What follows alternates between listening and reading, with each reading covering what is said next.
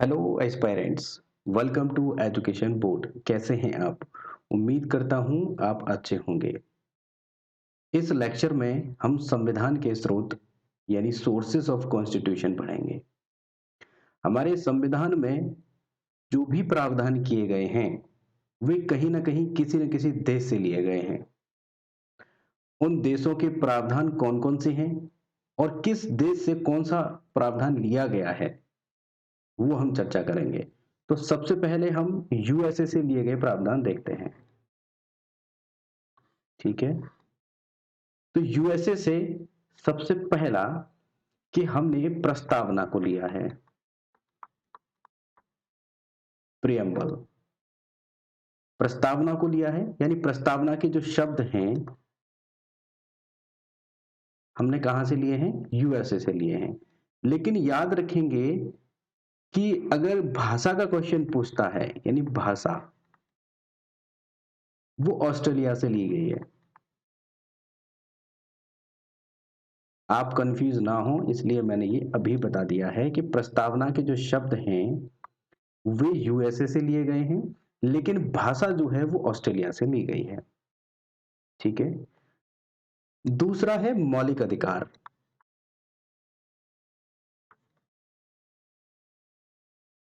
यानी fundamental rights.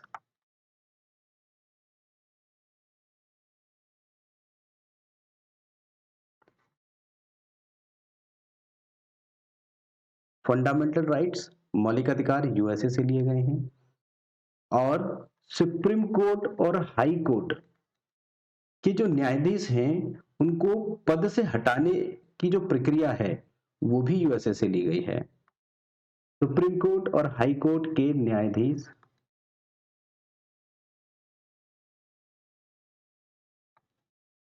को हटाने की प्रक्रिया ये कहां से ली गई है?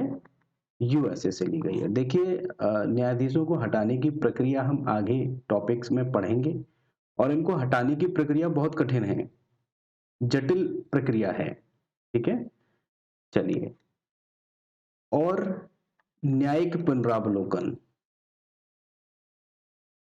न्यायिक पुनरावलोकन। न्यायिक पुनरावलोकन यानी जुडिशियल रिव्यू मीन्स कि मैं आपको समझा देता हूं कि न्यायिक पुनरावलोकन क्या होता है। कि अगर संसद किसी भी कानून को बनाती है, राज्यसभा लोकसभा से कोई भी एक्ट पास होता है और उस एक्ट में अगर ये देखा जाता है कि ये हमारे फंडामेंटल राइट्स को ब्लीच कर रहा है, तो इसका न्यायिक पुनरावलोकन कौन करता है? सुप्रीम कोर्ट या हाई कोर्ट।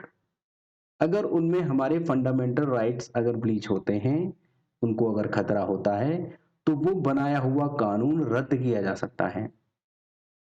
इस शक्ति को ही हम सुप्रीम कोर्ट और हाई कोर्ट की न्यायिक पुनरावलोकन की शक्ति कहते हैं। ठीक है। तो न्यायिक पुनरावलोकन आपको समझ में आ गया होगा। जुडिशियल रिव्यू इसको कहते हैं।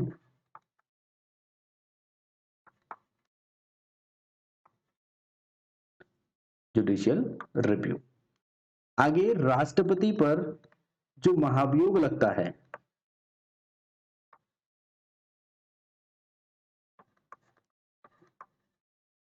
राष्ट्रपति पर जो महाभियोग प्रक्रिया लगती है और जो राष्ट्रपति का पद है, ये दोनों, राष्ट्रपति का पद और राष्ट्रपति पर महाभियोग प्रक्रिया, ये दोनों हमारी यूएसए से ली गई हैं। अब आप लोग कमेंट सेक्शन में बताइएगा, कमेंट करिएगा कि राष्ट्रपति का महाभियोग किस अनुच्छेद में आता है, किस आर्टिकल के तहत राष्ट्रपति का महाभियोग आता है। ठीक है। इसको आप कमेंट करिएगा। राष्ट्रपति पर महाभियोग और राष्ट्रपति का पद ये दोनों हम यूएसए से लिए हुए हैं। इसके अलावा उपराष्ट्रपति पद,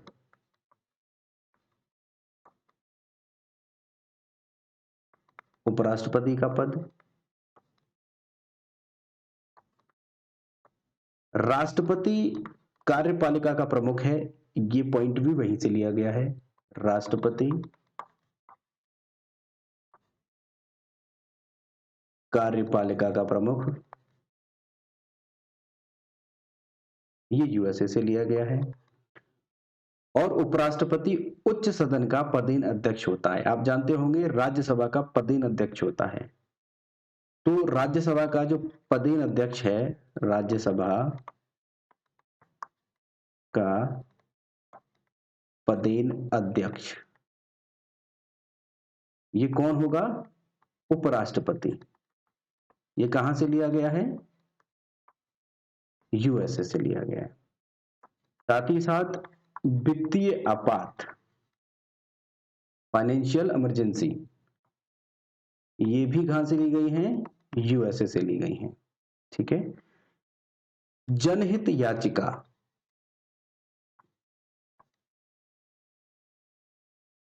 पीआईएल,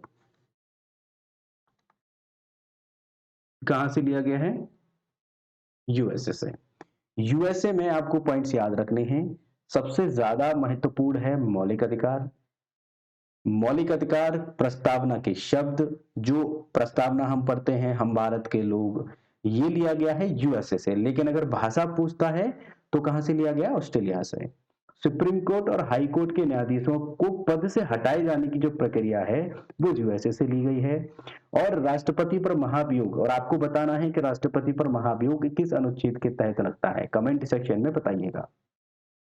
राष्ट्रपति का पद और उपराष्ट्रपति का पद, उपराष्ट्रपति उच्च सदन का पदेन अध्यक्ष होता है, ये भी वहीं से लिया गया है। जनहित याचिका ली गई है, वित्तीय आपात लिए गए हैं, ठीक है। और राष्ट्रपति कार्यपालिका का प्रमुख होगा, ये भी यूएसए से लिया गया है। मैंने आपको न्यायिक पुनरावलोकन भी बताया। न्यायिक पुनरावलोकन यानी जुडिशियल रिव्यू कहां से लिया गया है? यूएसए से लिया गया है। और इस देश की यानी यूएसए की स्वतंत्र न्यायपालिका है और बहुत मजबूत न्यायपालिका है वहां पर। तो हमने स्वतंत्र न्यायपालिका को भी यूएसए से लिया है। स्वतंत्र न्यायपालिका, ठीक है, स्वतंत्र न्यायपालिका। ये हमने यहां पर यूएसए के जो स्रोत हैं वो देख लिए हैं कि हमने यूएसए से किन किन पॉइंट्स को लिया है। अब हम देखेंगे ब्रिटेन से हमने क्या क्या लिया है। तो अगला हेडिंग हम डालते हैं ब्रिटेन।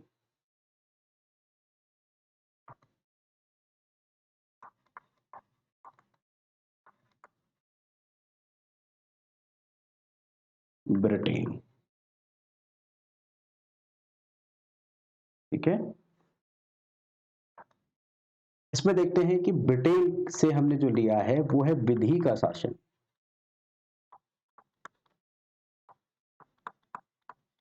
Rule of law. और हमारे यहां पर संसदीय शासन प्रणाली है, ये भी हमने ब्रिटेन से ली है, संसदीय शासन प्रणाली।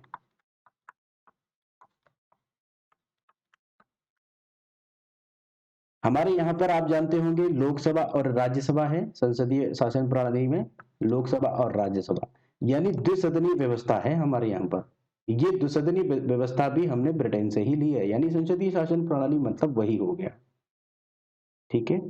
सिंगल सिटीजनशिप, एकल नागरिकता, सिंगल सिटीजनशिप हमने कहां से लिया है? ब्रिटेन से लिया है। अगर आप मान लीजिए उत्तर प्रदेश के निवासी हैं तो सिर्फ आपको भारत की नागरिकता लेनी है, ना कि उत्तर प्रदेश की अलग और भारत की अलग, ऐसा नहीं है। आपकी एक ही नागरिकता जो कि हमारे देश की नागरिकता होती है, आप किसी भी राज्य के रहने वाले हो, नागरिकता आपके पास भारत की होगी, ठीक है। लेकिन कुछ और देश हैं जैसे कि आप यूएसए में ऐसा नहीं होता है, वहां पर राज्य की अलग नागरिकता लेनी होती है और देश की अलग होती है, ठीक है। लेकिन हमारे यहाँ पर कौन सी नागरिकता है? एकल नागरिकता, सिंगल सिटीजनशिप, जो कि हमने ब्रिटेन से ली है। इतनी बात क्लियर होगी आई होप, ठीक है। विधि निर्माण प्रक्रिया, विधि निर्माण प्रक्रिया, ये हमने ब्रिटेन से ली है। अगर यहां पर पूछता है कि विधि निर्माण प्रक्रिया कहां से ली गई है, तो जो प्रोसेस है, प्रक्रिया है, वो ब्रिटेन से लिया गया है। लेकिन विधि द्वारा स्थापित प्रक्रिया अगर पूछता है तो विधि, मैं इसको अलग से हेडिंग बना देता हूं इसकी, विधि द्वारा स्थापित प्रक्रिया। विधि निर्माण प्रक्रिया कहां से है? ब्रिटेन से। विधि द्वारा स्थापित प्रक्रिया ये कहां से है? जापान से। ठीक है, आप इससे कंफ्यूज ना होइएगा कि दोनों एक जैसे लगते हैं। जैसे कि विधि निर्माण प्रक्रिया अलग है, ब्रिटेन से ली गई है, और विधि द्वारा स्थापित प्रक्रिया वो कहां से? जापान से ली गई है। ठीक है, पर आप जानते होंगे कि हमारे यहाँ पर सर्वाधिक मत जिसका होता है, हम उसको जीत का निर्णय देते हैं कि वही जीता हुआ। कोई भी अगर मेंबर है वो जीत गया है, तो अगर उसके ज्यादा वोट हैं तो हमने मान लिया कि वो जीत गया। ऐसे ही सर्वाधिक मत के आधार पर जीत का जो निर्णय है वो भी हमने ब्रिटेन से ही लिया है। ठीक है,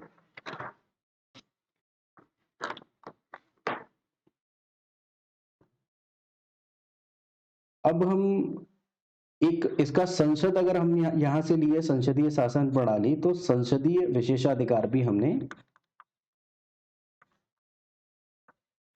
विशेषाधिकार संसदीय विशेषाधिकार ये भी हमने ब्रिटेन से लिए हैं। ठीक है, तो ब्रिटेन से हमने क्या क्या लिया है? विधि का शासन लिया है, संसदीय शासन प्रणाली ली है, और संसदीय विशेषाधिकार लिए हैं। द्विसदनीय व्यवस्था जो लोकसभा और राज्यसभा की है ये हमने ब्रिटेन से ली है।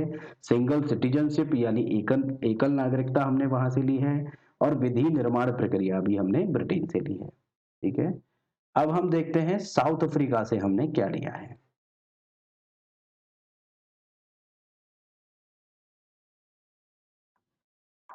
दक्षिण अफ्रीका।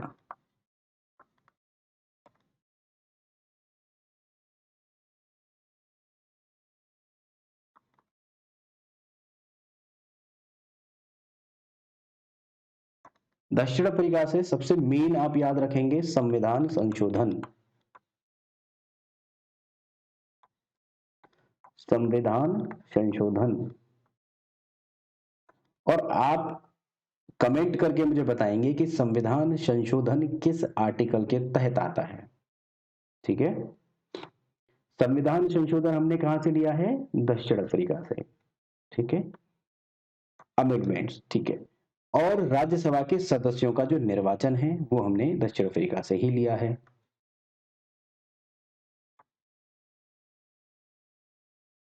राज्यसभा के सदस्यों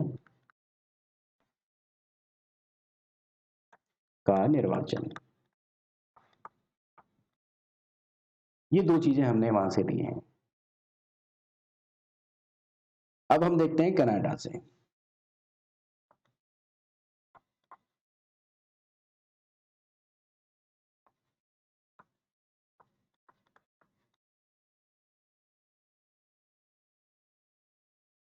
कनाडा से हमने क्या लिया है?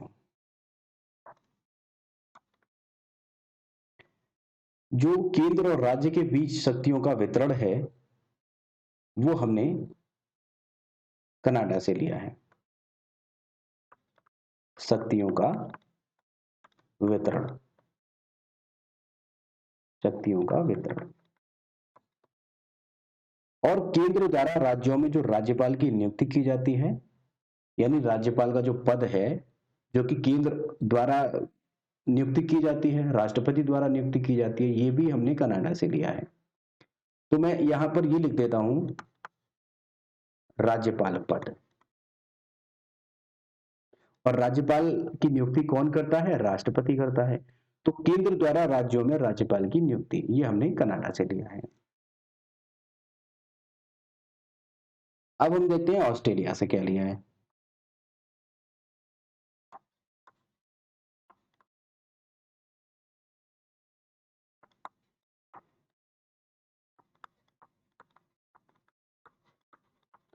ऑस्ट्रेलिया समवर्ती सूची, कॉन्करेंट लिस्ट। ये देखिए, अभी संविधान में हमारे तीन तरीके की लिस्ट हैं। एक है संघ सूची, एक है राज्य सूची, और एक है समवर्ती सूची।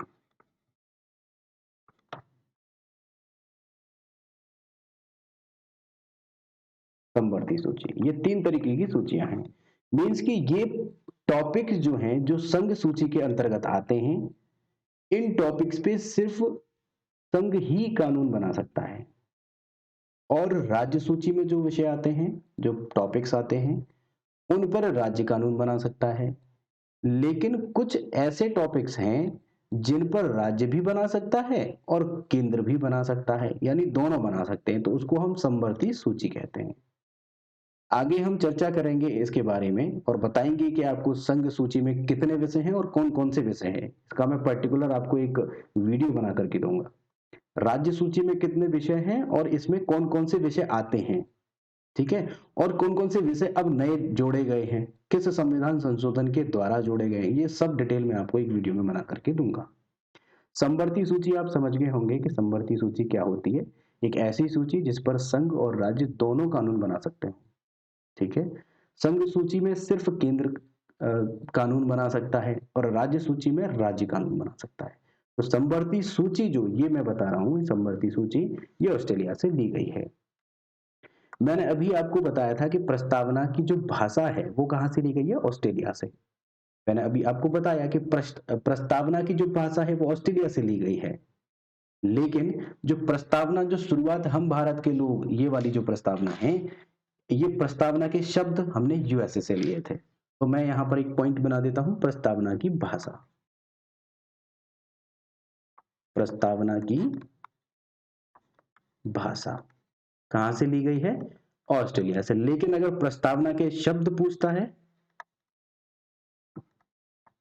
प्रस्तावना के शब्द वो कहां से लिए गए हैं? यूएसए। आप कंफ्यूज ना हो इसलिए मैंने यहीं पर बता दिया और वहां भी बताया था, आपका रिवीजन भी हो गया होगा। इसके अलावा संघ राज्य संबंध, संघ राज्य संबंध भी ऑस्ट्रेलिया से लिए गए हैं। अच्छा, एक संयुक्त बैठक होती है जब कोई ऐसा कानून पास नहीं हो पाता है जो कि दोनों यानी राज्यसभा और लोकसभा से दोनों से पास नहीं हो पाता है, तो उसमें प्रावधान किया गया है कि उसकी एक संयुक्त बैठक करवाई जाती है, ठीक है? तो ये संयुक्त बैठक का जो प्रावधान है ये ऑस्ट्रेलिया से लिया गया है। तो मैं संसद की संयुक्त बैठक, संयुक्त बैठक ये पॉइंट बना देता हूं, ठीक है? आपको कमेंट में बताना है कि संयुक्त बैठक किस आर्टिकल में आती है। अनुच्छेद आप बताएंगे, कमेंट करिएगा कि संसद की संयुक्त बैठक किस अनुच्छेद के अंतर्गत आती है, ठीक है? अब हम देखते हैं आयरलैंड। आयरलैंड से क्या लिया गया है?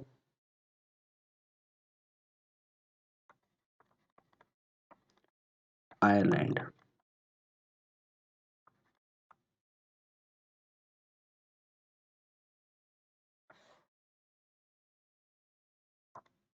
आयरलैंड से राज्य के नीति निर्देशक तत्व,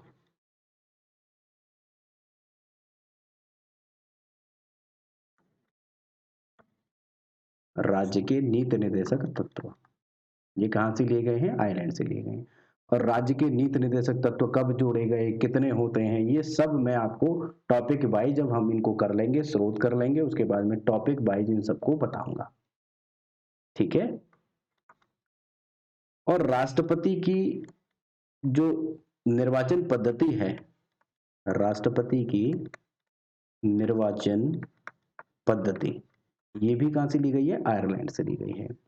अच्छा, राज्यसभा में सदस्यों का जो नामांकन होता है वो कहां से लिया गया है? आयरलैंड से ही लिया गया है।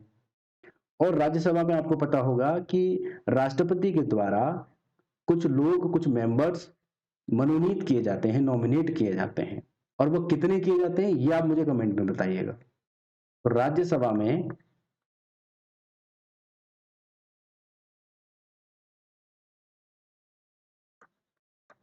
मनोनीत सदस्य, राज्यसभा में जो मनोनीत सदस्य हैं और कितने मेंबर हैं ये आप मुझे कमेंट में बताइएगा, ठीक है? और अगर आप, मैंने जो आपसे आप कमेंट के लिए बोला है, जितने भी क्वेश्चन आपसे पूछे हैं, अगर आप इसमें से एक दो का भी जवाब दे लेते हैं तो मैं मानूंगा कि आप सिंसियर कैंडिडेट हैं। इसके बाद हम देखते हैं, आयरलैंड हमने कर लिया। अब हम फ्रांस के बारे में देखेंगे।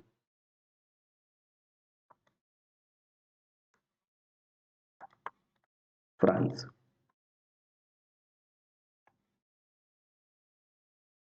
ठीक है। तो फ्रांस से हमने क्या क्या लिया है? एक तो गणतंत्रात्मक व्यवस्था,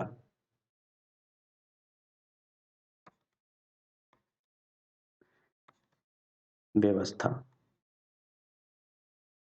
ठीक है। स्वतंत्रता, समानता और बंधुत्व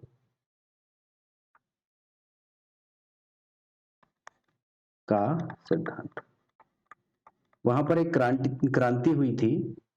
क्रांति के बाद से हमने ये एक जो उन्होंने नारा दिया था क्रांति में, स्वतंत्रता, समानता और बंधुत्व, उसी सिद्धांत को हमने अपनाया है, ठीक है। अब हम देखते हैं रूस से हमने क्या लिया है।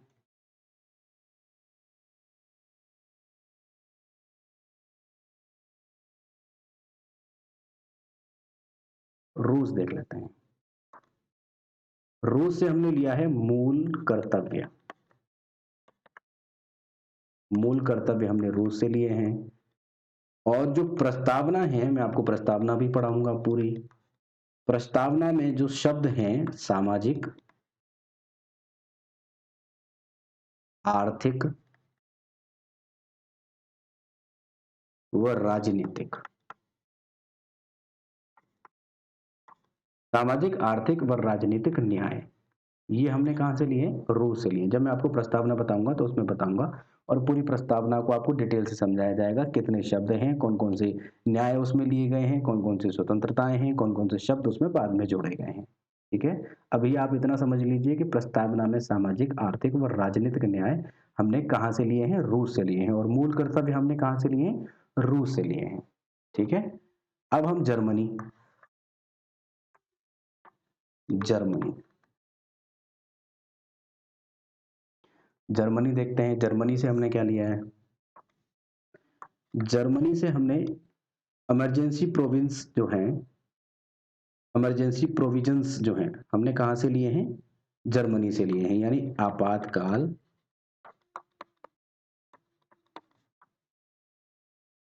उपबंध कहां से लिए हैं? हमने जर्मनी से लिए हैं। इमरजेंसी प्रोविजन, ठीक है। और आपातकाल के समय पर हमारे कुछ मौलिक अधिकार जो हैं स्वतः खत्म हो जाते हैं, कुछ राष्ट्रपति के द्वारा खत्म किए जाते हैं। तो मूल अधिकारों का जो स्थगन है वो भी हमने जर्मनी से लिया है। तो मैं आपातकाल के समय मूल अधिकारों का स्थगन, मूल अधिकारों का स्थगन।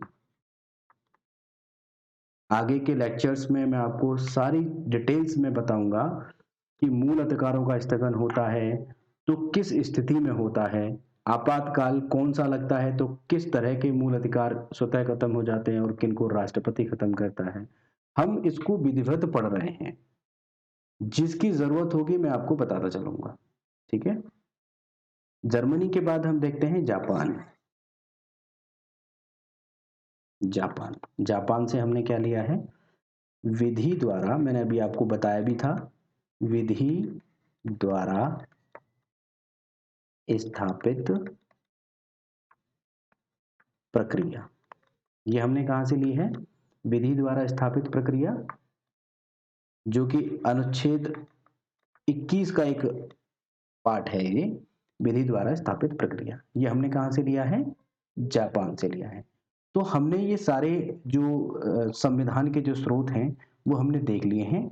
आप इनको नोट डाउन करिएगा और रिवाइज करिएगा। और मैंने जो आपसे क्वेश्चन पूछे हैं, अगर आप सीरियस कैंडिडेट हैं तो आप उनका कमेंट में आंसर जरूर करिएगा। मैंने आपसे पूछा कि राज्यसभा में मनोनीत जो सदस्य हैं वो कितने हैं, ये आपको बताना है। मैंने पूछा कि संसद की संयुक्त बैठक जो होती है वो किस अनुच्छेद के तहत होती है, वो आपको बताना है, ठीक है।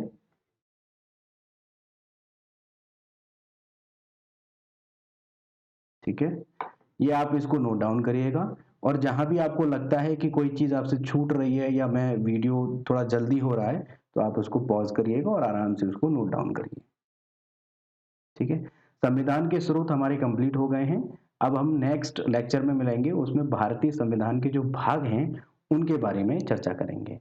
ठीक है, आज के लिए बस इतना ही। Thank you so much.